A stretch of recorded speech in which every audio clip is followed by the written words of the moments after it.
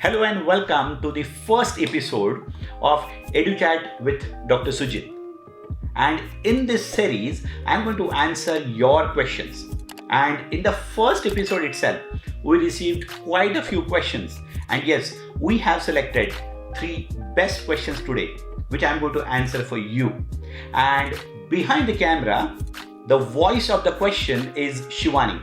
And Shivani is going to ask me the questions and I'm going to answer them one by one.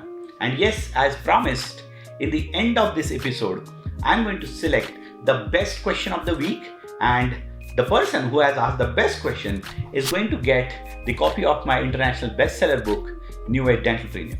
So get ready for Educhat with Dr. Sujit. Yes, Shivani. So what's the first question? Dr. Kashmira from Mumbai has a question for you. What should be the exact proportion of income and expense per month? Okay, so Kashmira has asked that what should be the proportion of your income and expenses. That means normally how much percentage of your expenses should be in the practice or your net profit. Now, Dr. Kashmira, I'm sure it's a good question because a lot of practicing dentists have this question. How much should be my takeaway from the practice?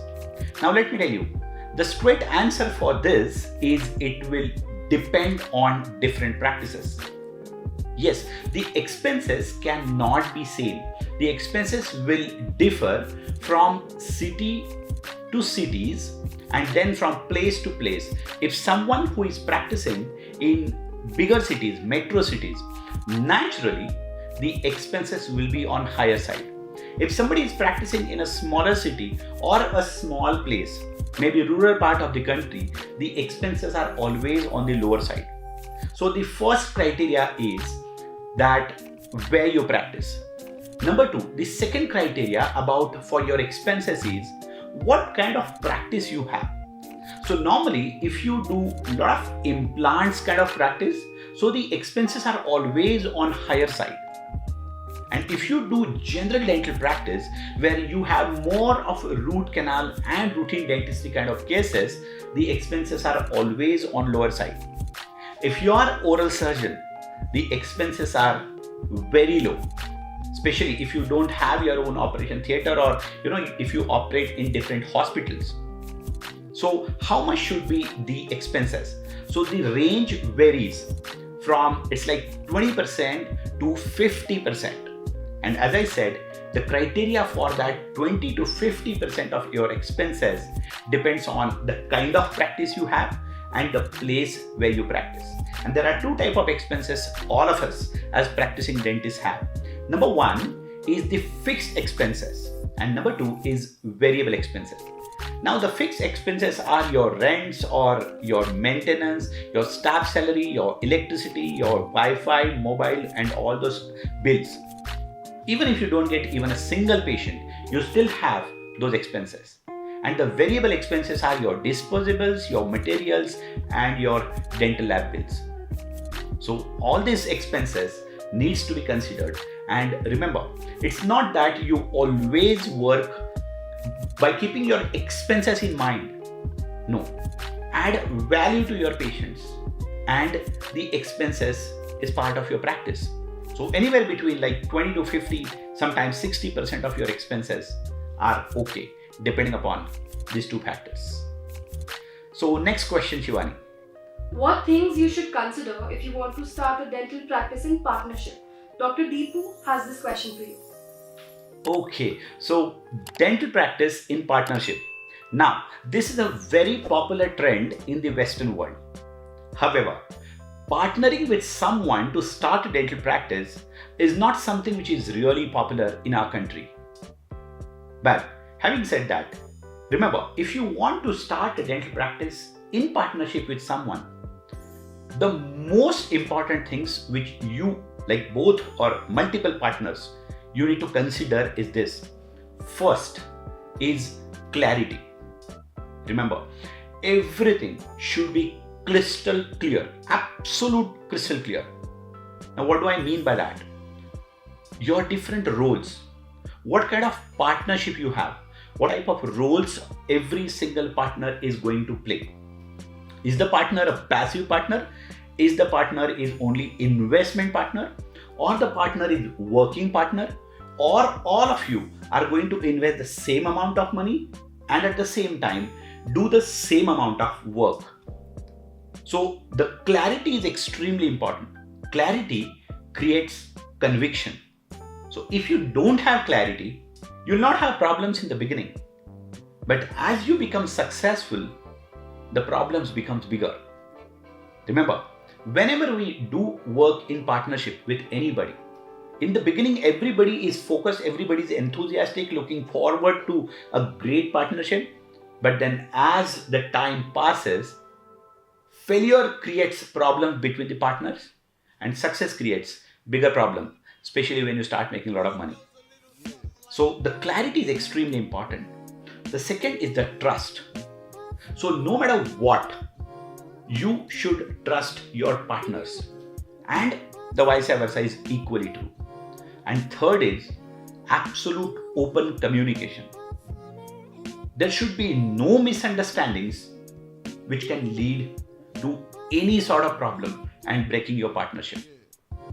And even other peoples can create a lot of nuisance to ensure that your partnership do not last for a long time.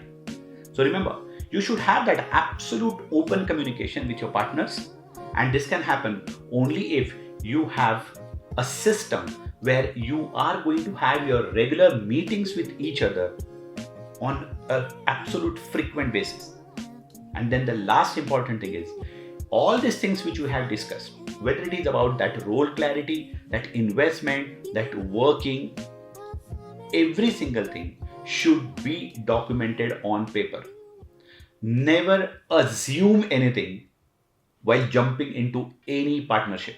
Remember, every single thing should be documented. How you are going to share the expenses, how you are going to share the profits, what kind of investments you are going to need, what will be the total investment, who is going to invest how much, what proportion, and the same thing applies to expenses, profits, the rules, who is going to be present in the partnership clinic for how many days a week, how many hours a day, every smallest thing. The more you document it, the easier it will get for you to run a partnership clinic. Remember, partnership is a wonderful thing, and that's why it's popular in the Western world, because it helps to divide your work, it helps to reduce your stress, it helps to delegate, it gives you time and the liberty to enjoy your personal life as well. But then if it goes wrong, you not only lose the money, you not only lose the practice, but you lose your relations as well. So whenever you do that partnership, remember these things which I have told you. Yes, Shivani, the next question for today. Dr. M. Reddy has a question for you, Doctor. What is the future of dentistry in India? Okay, so Dr. Reddy from Hyderabad. Yeah, so what's the future of dentistry? And I'll tell you what, this has been a question since I became dentist, okay? And I'm sure the question was there even before that. But I understand with increasing number of dentists in our country, with the absolute cutthroat competition, as a young dentist, this can be a very common question which can, pop up in your mind as you start practicing, or maybe even before you can even think of starting your own independent private practice. So let me tell you, the future, not just in dentistry, but in any business profession, depends on multiple things. Don't think that, dentistry is overcrowded and there is too much of competition there. Tell me one field where there is no competition. So the competition is there everywhere. So what's the future? So there is a tremendous competition in mobile market, right? In internet, there's tremendous competition in auto industry, tremendous competition in hotels and hospitality industry. So do you think there is no future to them? Remember, the future depends on if you do the right things in the right way, in your right vocation. So the future of dentistry in India is definitely very good. And especially because there are lots of good things which are happening. I'll give you a few examples. the cost of equipment, the cost of dental instruments, and the cost of dental treatments, and I'm talking about the high-end dental treatments, whether it is FMR, whether it is full mouth implants, whether it is aligners, the cost is becoming very reasonable. It is now in the reach of general people. And as more and more number of people can afford different dental treatments, like the premium or high-end treatments, naturally, as a practicing dentist, you're going to get benefited from it. If you're on the right side of it, if you know how to do those treatments, and if you know how to convince those patients for the treatments. So on one side, the awareness about dentistry is growing up. On the other side, the treatment cost is becoming in reach to majority of our population. Number 3 is the dental clinics, the new equipment, the new setups are more modern and more equipped and actually are prepared to handle every kind of dental patient. Number 4, we have a lot of upgradation opportunity. There was a time when I became dentist around 22 years ago. There was no course that was available to sharpen whether my clinical skills or my speaking skills, soft skills, marketing, nothing was there. But nowadays we have all good courses that can sharpen your saw and prepare yourself and make yourself future ready to do a good dental practice in this country. And most importantly, we as a nation still have to get dental insurance. I'm sure it's going to be there sooner than later.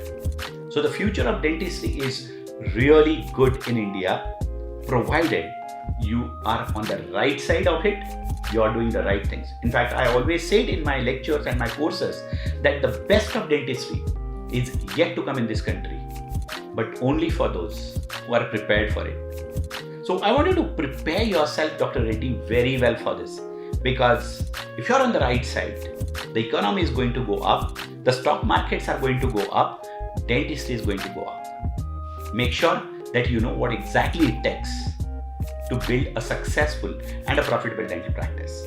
All the best from my side. So now with this, I answered 3 of your questions, and this is time for the best question of the week. So I'll just announce the winner. So there were 3 questions, right, Shivani? One from Kashmira, Dr. Deepu, and then Dr. Reddy asked about the future. So I think which was the best question?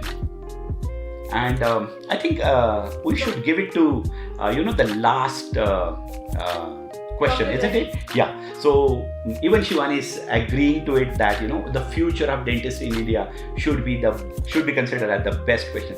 So congratulations, Dr. Reddy, and you're going to get the copy of my book, New Age Dentalpreneur, and I'm sure it will help you to create your future as a practicing dentist. So our team is soon, our team will get back to you very soon, and you'll get your copy very soon. So guys, with this we will come to the end of the first episode of Educhat with Dr. Sujit. If you have any questions to ask me, your questions will get answered. You will get opportunity to grab the copy of bestseller book, New Age Dentalpreneur. Keep asking questions, and if you ask very good questions, I'll pick your question in the next episode. I'll see you there next week. Thank you.